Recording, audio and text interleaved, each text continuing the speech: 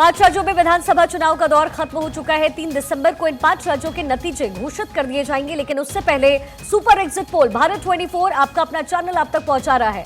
सबसे पहले बात यहां छत्तीसगढ़ की कर लेते हैं। कुल 90 सीटों पर यहां चुनाव लड़ा गया और अलग अलग आंकड़ों के मुताबिक, अलग अलग सर्वेस के मुताबिक क्या कुछ ये आंकड़े बता रहे हैं, सबसे पहले उसका जिक्र करें। लेकिन सुपर एग्जिट पोल भारत 24 का क्या कुछ कहता है वो बताएं, उससे पहले आपको बताएं कि आज तक ने बीजेपी को कितनी सीटें कुल 90 में छत्तीसगढ़ में दी है।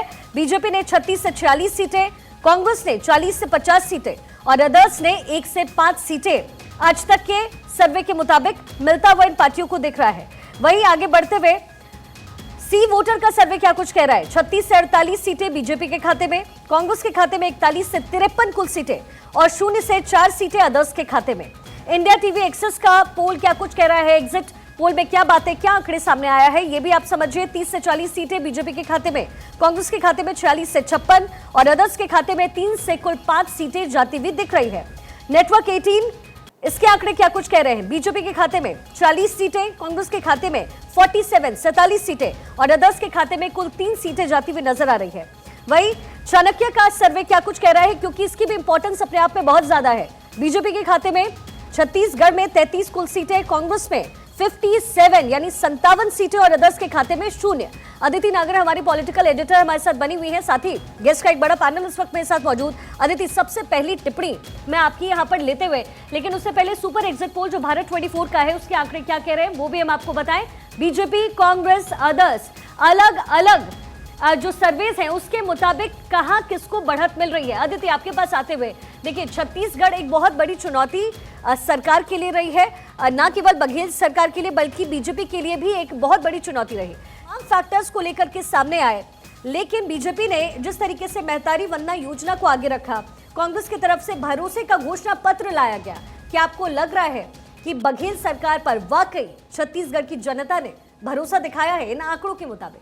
इन आंकड़ों के मुताबिक तो जाहिर तौर पे जो कांग्रेस जिस बात का दावा कर रही थी और भारतीय जनता पार्टी के कहीं ना कहीं आत्मविश्वास में जो नमी थी, भारतीय जनता पार्टी अपनी ताकत और स्ट्रेटेजी में कहीं कमी नहीं छोड़ती, लेकिन जब छत्तीसगढ़ पे बात कर रहे थे तो कहीं ना कहीं जो नमी थी वो ये आंकड़े दिखा रहे हैं। लेकिन फिर भी 3 तारीख का इंतजार करना होगा कोई भी फाइनल टिप्पणी से पहले। लेकिन वजह समझ लेते हैं। जब ये चुनाव शुरू हुआ तो बघेल सरकार ये कहती आई कि 15 साल बनाम 5 साल।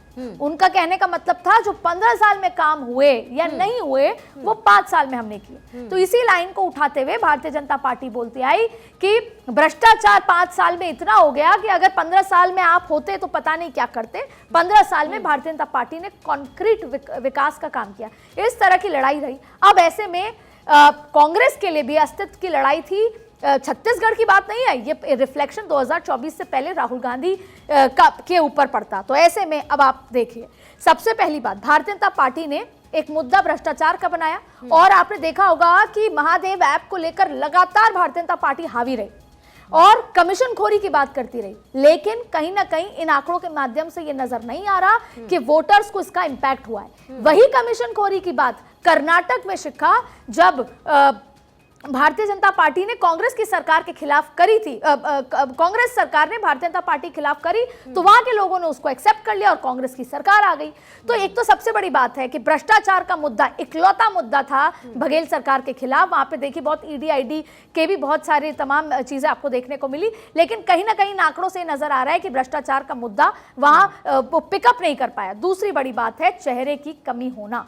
देखिए कहीं ना कहीं रमन सिंह को बाद में आगे किया गया, पहले रमन सिंह को आगे नहीं किया जा रहा था।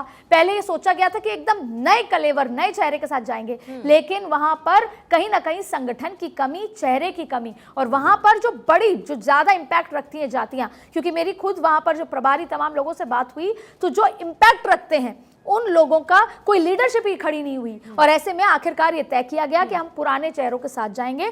तो कहीं ना कहीं एक्सेप्टेंस की कमी यहाँ पर पब्लिक की तरफ से नजर आ रही है। हालांकि फिर मैं कहूंगी 3 तारीख को ही आखिरी बात कह पाएंगे। हाँ बिल्कुल, ये तो भरोसे पे तो दुनिया कायम है अदिति, और ये भरोसा बीजेपी हो चाहे कांग्रेस हो या फिर कोई भी पार्टी हो वो इस वक्त जाहिर जरूर कर रही है।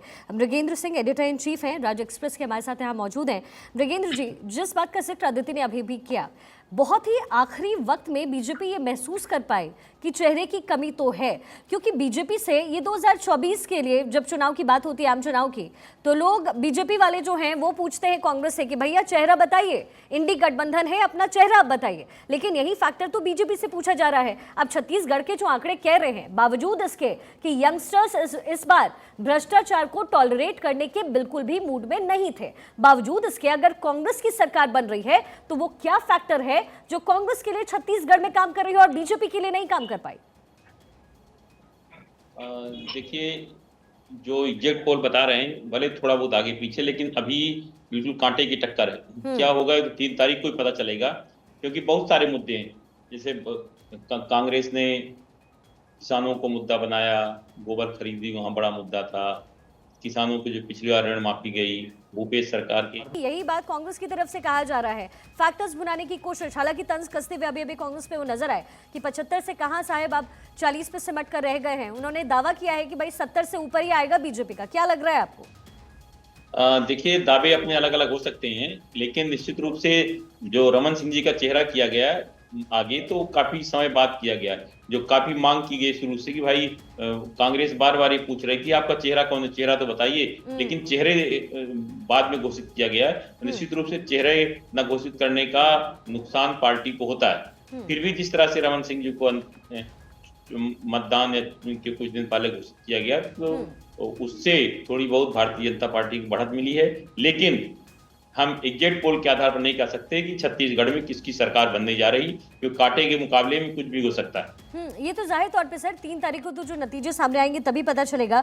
विश्वेश ठाकरे जी, आपकी टिप्पणी चाहेंगे, क्योंकि छत्तीसगढ़ राज्य हमेशा कांग्रेस ने अपनी छवि एक किसान समर्थक वाली बनाकर रखी है। तो भूपेश सरकार के खिलाफ एंटी इनकम्बेंसी फैक्टर होने के बावजूद युवा जो इस वक्त इस बार जो वोटिंग का हिस्सा बन रहे थे, उनका फैक्टर एक था कि भ्रष्टाचार टॉलरेट नहीं होगा, और जो मौजूदा सरकार है वो भ्रष्टाचार के एवज में बहुत ज्यादा काम नहीं कर पा रही है। लेकिन बावजूद इसके जो फेवरेबल कंडीशन है, क्या ये भूपेश सरकार की जीत समझे या फिर राहुल गांधी जो यात्रा लेकर के निकले हैं उसका असर अलग अलग राज्यवर हो रहा है? आपको क्या लग रहा है? देखिए, एक बात मुझे लगती है कि भ्रष्टाचार अब चुनाव का मुद्दा नहीं रहा।